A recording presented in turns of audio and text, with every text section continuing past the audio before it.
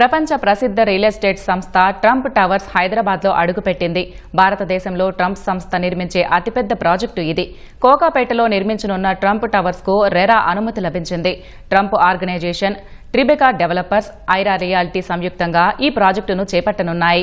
65 అంతస్తులతో 2 టవర్ల నిర్మాణం జరుగుతోంది. ఇందులో అత్యంత ఖరీదైన 450 ఫ్లాట్లు ఉంటాయి.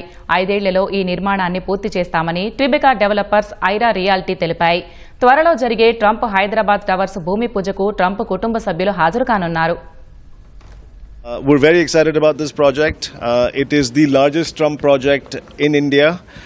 It is also the tallest Trump project in India. It is also the tallest building in South India. So we're very, very excited. We just got our RERA about 2 weeks ago, and we haven't officially launched sales, but we've been extremely pleasantly surprised by the demand.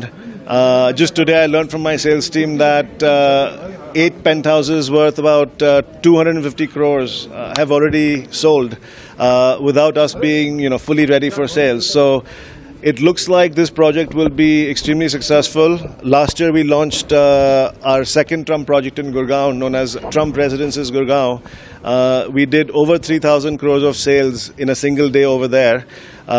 So I think Trump Towers Hyderabad is on its way to hopefully beating that record.